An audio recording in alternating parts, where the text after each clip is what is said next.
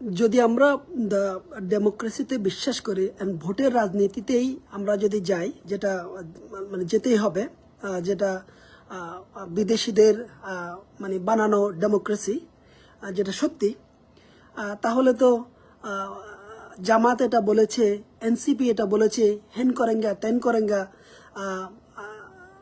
এটা তো সবাইকে ইকুয়ালি দেখলে হবে না। কারণ কি, বিএনপি যদি চোরও হয় বাটপারও হয়, বিএনপির ভোটের ব্যাংকটা সবচেয়ে বড়। সো যদি ইন্টারিম গভর্নমেন্টকে যদি ওইভাবে দেখতে হয়, ডেমোক্রেটেড অ্যাপ্রোচেই যেতে হয়, তাহলে অবশ্যই তাকে দেখতে হবে ওকে ভোটের ব্যাংক কার বেশি, মানে বড় দাদাকে।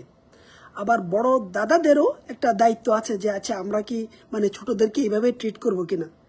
কিন্তু ছোটদের একটা দায়িত্ব আছে, ওরা যেহেতু বড়, তাদের সাথে কিভাবে আমরা মানে নেগোশিয়েট করে স্ট্র্যাটেজিক হয়ে মানে পার্টনারশিপ বিল্ড করে আমরা তাদের সাথে কাজ করতে পারি। যে ঘটনাগুলি দেখতে পাচ্ছি আমরা, হয়তো ইসরায়েল এবং ইরানের যুদ্ধের জন্য কথা বলা হচ্ছে না, জামাত রাগ করে, জামাত যায় না, তারা মানে কেন তারেক জিয়ার সাথে মিটিং করলো। আরে ভাই, এত দিকে যাচ্ছেন কেন?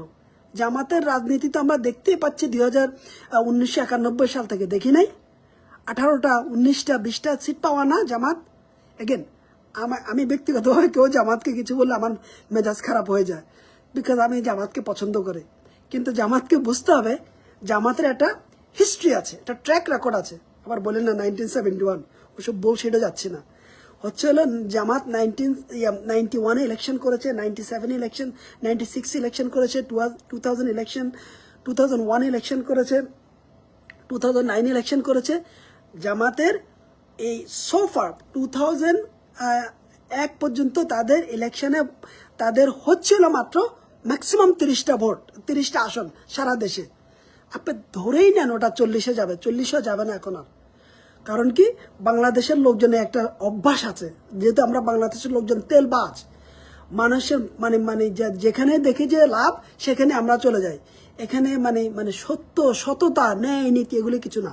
ঠিক আছে, এখন দেখবে যে বিএনপি ক্ষমতা আসবে, সবাই শুধু বিএনপিকে তেল মারবে।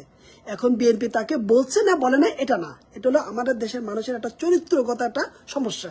এটা মানে উন্নত হইতে বেশ সময় লাগবে, মানে এটা উন্নত হইতে বেশ সময় লাগবে। কিন্তু এই মুহূর্তে মানে এনসিপি নতুন দল, এনসিপিকে আপনি জাস্টিফাই করতে পারবেন না, বিকজ তারা এখনো ভোটে যায় নাই, তারা নতুন দল, তারা মানে দল গোছানোর চেষ্টা করছে, কাজ করছে। কিন্তু জামাতকে কোনোভাবেই আপনি বলতে পারবেন না যে বিএনপির কোনোভাবেই সমতুল্য। জামাতের ভোট হচ্ছে হলো 30 আসনের মধ্যেই। ঠিক আছে, অতএব জামাত একটু রাগ না করো, জামাত আর একটু স্ট্র্যাটেজিক হোক। আর জামাতকে মনে রাখতে হবে, বিএনপি এত অবহেলিত, এত গালিগালাজ, মানে মানে মানে ওই যে মানে এত ধরনের অভিশপ্ত বিএনপি, কিন্তু একমাত্র মানে সবাই বলেছে জামাত আছে বিএনপির সাথে, বিএনপি আছে জামাতের সাথে। মানুষের মানে দল হিসাবেও কিছু মানে কৃতজ্ঞতা বোধ থাকা উচিত, তাই না? আওয়ামী লীগের দোসর, আওয়ামী লীগের দালাল, আওয়ামী লীগের সাথে যারা এই বুদ্ধিজীবী বলেন, মিডিয়া বলেন, এরা তো বিএনপিকে বাঁশ মেরে ছেড়ে দিয়েছে এই শুধু জামাতের কারণে। কারণ কি, এত বিএনপি মানে কিছু হলে বলতো এটা বিএনপি করছে, জামাতের কারণে। একটু অতীত তাকানো উচিত, অতীতকে একটু মানুষের মানে রিফ্লেকশনে যাওয়া উচিত। এত রাগঢাক না করে মানে একটু স্ট্র্যাটেজিক হওয়া উচিত। যেখানে দেওয়ার সেখানে দেখ, যেখানে নেওয়ার সেখানে নেক। দেওয়া নেওয়ার মানসিকতা থাকতে হবে। আর সবচেয়ে যেটা ভালো লেগেছে, প্রফেসর ইউনুস কল দিয়েছে জামাতের ইয়াকে, কি বলে, আমিরকে। খুব ভালো জিনিস। আমি আগে বলেছি, professor Yunus is a gentleman. সে ব্যবসায়ী না, সে শুধু ইনভেন্টর না, সে শুধু মানে ভিশনারি না, সে মানে সত্যিকারেই চাচ্ছে সবাই মিলে কাজ করুক। এখানে কোনো ধরনের কোনো মানে মানে দ্বিমত হওয়ার কারণ নাই। তার বয়স 83, সে আর কয়দিন পরে মারা যাবে। তার এখান থেকে পাওয়ার কিছু নাই, তার দেওয়ার অনেক কিছু আছে। অতএব মানে ভদ্রলোকের সাথে কিভাবে ভদ্র ব্যবহার করতে, এটা বাংলাদেশের পলিটিশিয়ানদের জানা উচিত। সে যদি আপনারা যদি বলে থাকেন সে আমেরিকার দালাল, তারপরও সে যদি দালালও হয়, যদি প্রফেসর ইউনুস যদি আপনাদের ভাষায় আমেরিকার দালালও হয়, আমেরিকার সাথে কাজ করলে নেওয়া যাবে, দেওয়ার দরকার হবে না, এতটুকু জানেন। সো প্রফেসর ইউনুসের সাথে কাজ করা উচিত, উনাকে সহযোগিতা করা উচিত। আর প্রত্যেকের অবস্থান সম্পর্কে একদম ভালো করে জানা উচিত। জামাত, এনসিপি, বিএনপি অথবা অন্যান্য পার্টি সবার ভোট ব্যাংকে গিয়ে মানে নিজের তাকানো উচিত এবং জাস্টিফাই করা উচিত। মানে যে যার 1 টাকা আছে আর যার 100 টাকা আছে, দুজন সমতুল্য না। 100 টাকা যে আর্ন করেছে সে অনেক পরিশ্রম করে আর্ন করেছে, আর যে 1 টাকা আর্ন করেছে সে 1 টাকা পরিমাণ পরিশ্রম করে আর্ন করেছে, কিন্তু 1 টাকার লোকের 100 টাকার আর্ন করার সক্ষমতা আছে যদি সে পরিশ্রম করতে থাকে। অতএব যুদ্ধের পাশাপাশি যে ঘটনাগুলি ঘটছে এগুলি হোক, মানে সমাধান হোক। আর অনেকে বলছে বিএনপি তো এটা চায় না। এই না চাওয়ার পিছনে তো অনেক কারণ আছে, থাকতে পারে। এই না চাওয়ার পিছনে অনেক কারণ আছে, চায় না এটাতে আমি সাপোর্ট করি না, কিন্তু না চাইলে ওটাকে আরো কি সমাধান আছে সে সমাধান খুঁজতে হবে, ঠিক আছে। বিএনপি তো চাইবেই আওয়ামী লীগ স্টাইলে সবকিছু রাখতে, মানে কিছু জিনিস। তো এখানে মানে একটা স্পেস সবাইকে দিতে হবে, ভালো আইডিয়া বের করতে হবে, ঠিক আছে। আমি বিশ্বাস করি বিএনপি যদি আওয়ামী লীগের মতে মানে যে বস্তা পচা যেই মানে প্রসেসগুলি বাংলাদেশে আছে এগুলো দিয়ে হবে না, এগুলো দিয়ে দেশকে মডার্ন করা যাবে না। আর দেশকে মডার্ন না করতে পারলে মানুষ খ্যাত থাকবে, খ্যাত বুঝেন। আপনাদের সাথে কথা বলতেও বিরক্ত লাগবে।